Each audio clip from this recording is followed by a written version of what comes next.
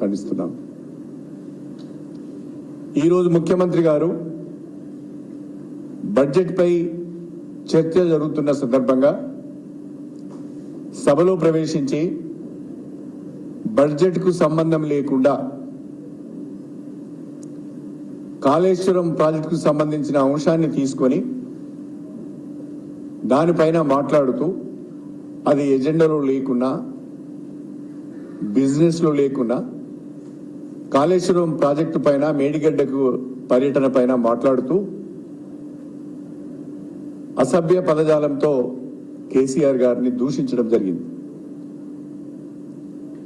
దీన్ని మేమందరం కూడా భారత రాష్ట్ర సమితికి చెందిన ఎమ్మెల్యేలందరం కూడా తీవ్రంగా వ్యతిరేకిస్తూ స్పీకర్ గారికి మాకు మైక్ ఇవ్వండి అని అనేక పర్యాయాలు మొత్తుకున్నా, గట్టిగా అరిచిన స్పీకర్ గారు మా వైపు చూడకుండా ముఖ్యమంత్రికి మాట్లాడే అవకాశం ఇచ్చారు. కనీసము ముఖ్యమంత్రి గారు మాట్లాడిన తర్వాతనైనా మాకు అవకాశం ఇస్తారేమో అనుకుంటే మాకు అవకాశం ఇవ్వకుండా మరొక సభ్యునికి అవకాశం ఇచ్చారు. అదేవిధంగా ఒకవైపు రాష్ట్ర శాసనసభ వ్యవహారాల మంత్రి శ్రీధర్ బాబు గారు సభను ఊందాగా నడుపుకుందాం, సభ్యులందరం కూడా బిజినెస్ ను చక్కగా నిర్వహించుకుందాం, పరస్పర దూషణ లేకుండా ఒక ఎగ్జాంపుల్ సెట్ చేద్దామని మాట్లాడుతూనే మరొక వైపు అడగని సభ్యులకు కూడా స్పీకర్ గారు మైక్ ఇచ్చి మమ్మల్ని తిట్టించే కార్యక్రమం, మా పైన దాడి చేసే ప్రయత్నం చేశారు. ప్రత్యేకంగా స్పీకర్ గారిని పదే పదే మైక్ కావాలని అడిగినా వారు కనీసం మా వైపు చూడలేదు, మాకు ఇవ్వలేదు. అలాంటి పరిస్థితులలో అసెంబ్లీలో మాట్లాడే అవకాశం రావడం లేదు. కనీసం బయటికి వెళ్ళి మా పార్టీ తరఫున వివరణ ఇచ్చుకుందామనుకుంటే, ప్రజలకు వాస్తవాలేంటో తెలియజేద్దామని అనుకొని మీడియా పాయింట్కి వెళ్తే మీడియా పాయింట్ దగ్గరికి పోలీసులు వెళ్ళనీయలేదు. గత 10 సంవత్సరాలలో ఒకవైపు అసెంబ్లీ నడుస్తూ ఉన్న మీడియా పాయింట్ దగ్గర ఎమ్మెల్యేలు వెళ్ళి మాట్లాడేది, మంత్రులు వెళ్ళి మాట్లాడేది. కానీ ఈరోజు అసెంబ్లీ నడుస్తున్నది మీడియా పాయింట్ దగ్గరికి మీరు వెళ్ళడానికి వీలు లేదు అని చెప్పి మమ్మల్ని అడ్డుకోవడం జరిగింది. విచిత్రమైన విషయం ఏంటంటే, ప్రగతి భవన్ ముందట రోడ్డు మీద కంచెలున్నాయి, ఆ కంచెలను తొలగించాం, ప్రజలకు స్వేచ్ఛను మేము కల్పించామని గొప్పలు చెప్పుకునే, భుజాలు ఎగిరివేసే కాంగ్రెస్ పార్టీ, కాంగ్రెస్ ప్రభుత్వం ఈరోజు అసెంబ్లీలోనే మమ్మల్ని అడ్డుకోవడానికి కంచెలు వేయడం జరిగింది. అసెంబ్లీ ప్రాంగణంలో కంచెలు వేయడం జరిగింది. కనీసము లోపల మాట్లాడే అవకాశం రాలేదు, బయటన మాట్లాడదామంటే మీడియా పాయింట్కు వెళ్లకుండా అడ్డుకొని కంచెలు ఏర్పాటు చేసి మమ్మల్ని అడ్డుకున్నారు. ప్రజాస్వామ్యం గురించి చాలా గొప్పగా మాట్లాడే కాంగ్రెస్ పార్టీ వాళ్ళు ప్రగతి భవన్ ముందున్న కంచెలను తీసేశాం, అసెంబ్లీ ఆవరణలోనే కంచెలు ఏర్పాటు చేశామనే విధంగా వాళ్ళ వ్యవహార శైలి ఉన్నది.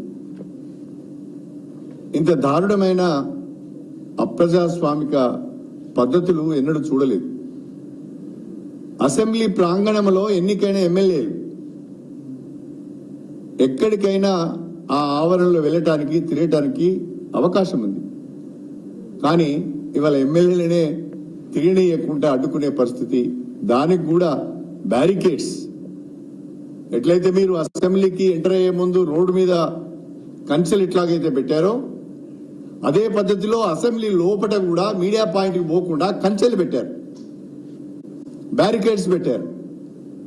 అంటే ఏ రకమైన పాలన అందిస్తున్నారో, ఏ రకమైన ప్రజాస్వామ్య వ్యవస్థ నడుస్తున్నదో ప్రజలు గమనించాలని చెప్పి మేము ప్రత్యేకంగా కోరుతున్నాం.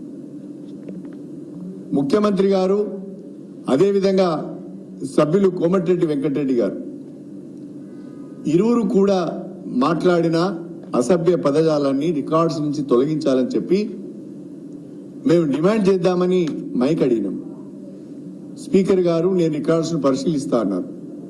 అప్పటికే అది రికార్డ్స్ లోకి వెళ్ళిపోయింది, ప్రజలకు చేరిపోయింది ఛానల్స్ ద్వారా.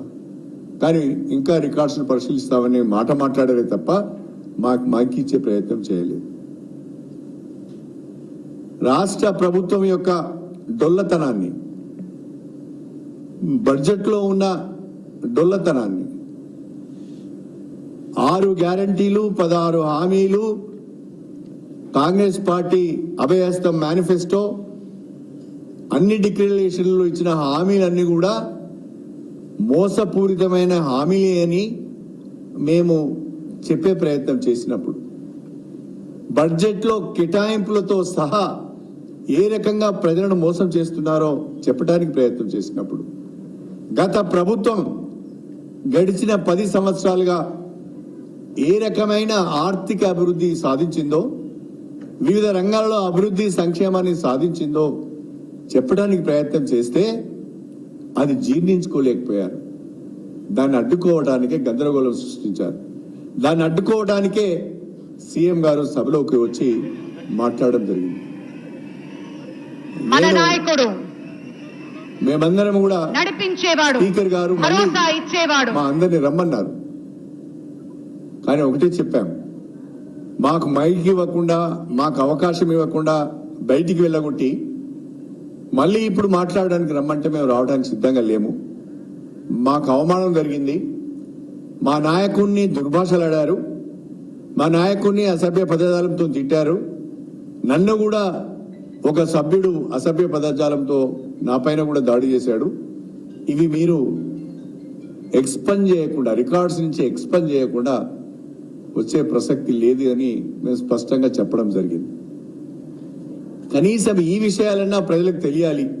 ఈరోజు మేము ఎందుకు అసెంబ్లీ నుంచి వాకౌట్ చేయడం జరిగింది, అసెంబ్లీ నుంచి వాకౌట్ చేయడానికి గల కారణాలేంటో ప్రజలకు తెలియాలనే ఈ ప్రెస్ మీట్ ప్రత్యేకంగా ఇక్కడ పెట్టుకోవాల్సి వచ్చింది. ఎందుకంటే అసెంబ్లీలో మాట్లాడనీయలేదు, అసెంబ్లీ మీడియా పాయింట్ దగ్గర కూడా మాట్లాడనీయలేదు. కాబట్టి ఇక్కడ ప్రెస్ మీట్ చెప్పి ప్రజలకు వాస్తవాలు చెప్పాలనే ఉద్దేశంతో చెప్పాము. ఇవాళ వాస్తవంగా బడ్జెట్ పైన చర్చ జరుగుతున్నప్పుడు, బడ్జెట్ పైన రిప్లై వచ్చేంత వరకు కూడా ఉండి ప్రజలకు సంబంధించిన అంశాలపైన క్లారిఫికేషన్లు తీసుకోవాల్సిన ఒక పరిస్థితులలో, సమయంలో మమ్మల్ని అసెంబ్లీలో ఉండకుండా చేశారు. కాంగ్రెస్ పార్టీ మేము అసెంబ్లీలో ఉంటే ఈ హామీల పైన నిలదీస్తారేమోనని, ప్రజలకు వాస్తవాలు తెలుస్తాయనే ఉద్దేశంతో మాత్రమే వాళ్ళు ఇవాళ సబ్జెక్టును డైవర్ట్ చేసి, బడ్జెట్ పైన జరుగుతున్న చర్చను డైవర్ట్ చేసి కాళేశ్వరం మీదకి వెళ్లి ముఖ్యమంత్రి గారు కాళేశ్వరం పైన మాట్లాడుతూ మా అందరి పైన, మా నాయకుడి పైన దాడి చేయడం జరిగింది. దీన్ని తీవ్రంగా ఖండిస్తున్నాం. స్పీకర్ గారి వ్యవహార శైలి పట్ల కూడా మేము మా నిరసన తెలియజేస్తున్నాం. ప్రతిపక్షంగా 39 మంది సభ్యులు ఉన్నాం, కానీ ఒక్కరికే మాట్లాడే అవకాశం ఇచ్చి, అది కూడా ముఖ్యమంత్రి గారు మాట్లాడిన తర్వాత, శ్రీధర్ బాబు గారు మాట్లాడిన తర్వాత, రాజగోపాల్ రెడ్డి గారు మాట్లాడిన తర్వాత మా వర్షన్ కూడా వినిపించడానికి ప్రయత్నం చేస్తే మాకు మైక్ ఇవ్వలేదు. ఇది చాలా మాకు బాధను కలిగించింది. కాబట్టే మేము వాకౌట్ చేయవలసి వచ్చింది. ఏది ఏమైనా భారత రాష్ట్ర సమితి కేసీఆర్ నాయకత్వంలో తెలంగాణ ప్రజల పక్షాన పోరాటం చేస్తాం. 600 కాంగ్రెస్ పార్టీ అన్ని హామీలు అమలు చేసే విధంగా వాళ్ళని వేటాడుతాం. చేయలేకపోతే ప్రజలను సమీకరించి పోరాటం చేస్తాం, ప్రజల పక్షాన నిలబడతామని చెప్పి నేను ఈ సందర్భంగా తెలియజేస్తున్నాను.